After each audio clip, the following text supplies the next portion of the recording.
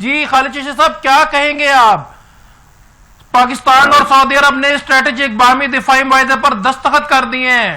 معاہدہ دفاعی تعاون اور مشترکہ سلامتی میں انقلابی پیش رفت ہے. پاکستان اب حرمین شریف کے تحفظ کی ذمہ داری پاکستان کے پاس ہوگی. اب خالد چشتی صاحب پلیز. آپ نے ٹھیک کہا کہ یہ ایک بہت ون ون سچویشن ہے دونوں ملکوں کے لیے، کیونکہ ہندوستان کی جو ہمارا ابھی جو ہم نے برفٹنگ جواب دیا ہے تو آپ نے نوٹ کیا ہوگا کہ دنیا ہمیں اب ریلیونٹ مان رہی ہے، ہمیں اب وہ ایک ویلیو کرتی ہے، کیونکہ وکٹری کی یا فتح کی ہمیشہ ایک ویلیو ہوا کرتی ہے جی.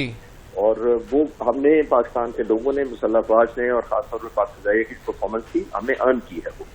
اور ظاہر ہے اس وقت جو حالات ہیں اور جتنا منہ زور ہوا ہے اسرائیل، وہ آپ نے دیکھا ہوگا کہ وہ ہر ملک پر چڑھ دوڑ رہا ہے، کوئی ایتھکس مورالٹی دنیا کا کوئی قانون اس کو روک نہیں پا رہا.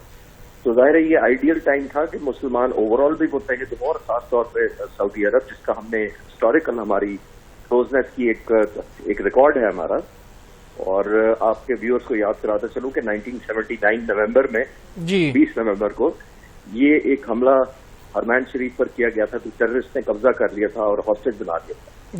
اور اس وقت بھی پاکستان آرمی کے جو کمانڈوز تھے وہ گئے تھے اور 2 ہفتے جانی قربانی دے کر، شہادتیں دے کر ہم نے وہ قبضہ چھڑایا تھا. تو یہ وہ ہسٹری ہے. پھر 1982 میں ہمیں ایگریمنٹ کیا تھا جس میں ہمارا ایک بریگیڈ گیا تھا سعودی عرب. ایئر فورس بہت عرصہ ٹریننگ دیتی رہی ہے، ان کے پائلٹس، ٹیکنیشینز اور بہت سارے ان کے جو ملٹری پرسنل ہوتے ہیں. تو یہ بڑی تاریخ ہے. اور اب یہ آئیڈیل تھا، میرا خیال ہے یہ موقع تھا کہ اس سے پہلے کہ اسرائیل کسی اور ملک کا نشانہ بنانے کی کوشش کرے تو مسلمان ایک نہیں، 2 نہیں، بلکہ سبھی اکٹھے ہونے چاہیے. اور یہ بڑی زبردست ایک انڈرسٹینڈنگ ڈیولپ کی ہے اور ایک تاریخی واقعی ہے کہ آئندہ آنے والے وقتوں میں ہمارا بہت زیادہ پاکستان کے آرم فورسز کا ایکسپیرینس ہے کمبیٹ کرنے کا، ٹیررزم کا. اور سعودی عرب کے بعد ظاہر ہے فائنینشیل بہت اسٹرینتھ ہے ان کی، دنیا کا بڑی ترین ملک ہے. تو یہ ایک بہت اچھی پیش رفت ہے مسلمانوں کے لیے اوور آل، اور خاص طور پہ پاکستان اور سعودی عرب کے لوگوں کے لیے.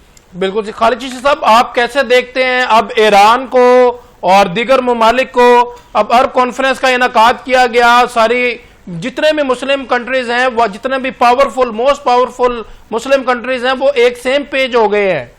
کیا امپیکٹ ہوں گے خطے پہ اس کے؟ جی یہ ایک اچھا جس کو کہتے ہیں نا پیس سیٹنگ ہوگا. یہ ایک ایگریمنٹ تو یہ انکریج بھی کرے گا دوسرے ملکوں کو جو ہمارے عرب دوست ہیں اور مڈل ایسٹ میں ہیں، جن کو ایک ایلیمنٹ آف انسیکیورٹی ہے. اور آپ نے دیکھا ہوگا کہ آلموسٹ یونائٹڈ اسٹیٹس نے اس وقت ان کی توقعات میں بالکل پورا نہیں اترا، بلکہ کچھ لوگ تو اس کو بٹریل کہہ رہے ہیں کہ یہ دھوکہ ہوا کہ جس پر ہم اعتبار کر رہے تھے کہ جو ملک ہمارے ڈیفنس کا خیال کرے گا یا کم از کم روکے گا دوسرے ملکوں کو.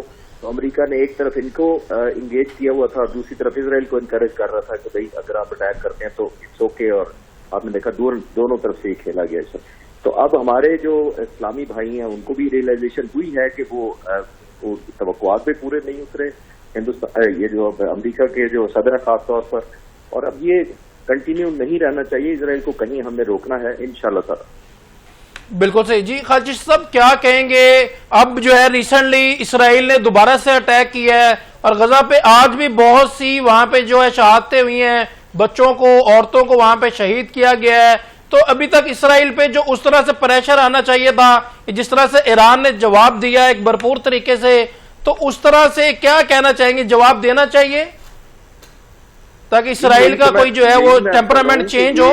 صرف غزہ کو نئی بات نہیں ہے، اتنے سال ہو گئے اب، اور جو اس کی جارحیت جاری ہے اور بفٹنگ جواب پوری مسلم امہ کی طرف ہونا چاہیے. لیکن بدقسمتی سے آپ نے نوٹ کیا ہوگا ہمارے اپنے اسٹیکس ہیں امریکہ کے ساتھ، اسرائیل کے ساتھ ڈائریکٹلی یا انڈائریکٹلی، اور ویسٹ کے ساتھ بہت سارے ہمارے ملک جو دوست ممالک ہے خاص طور پر عرب ملک، وہ ان کے ساتھ کنیکٹڈ ہے، جس کی وجہ سے ہم اس طرح جواب نہیں دے پا رہے.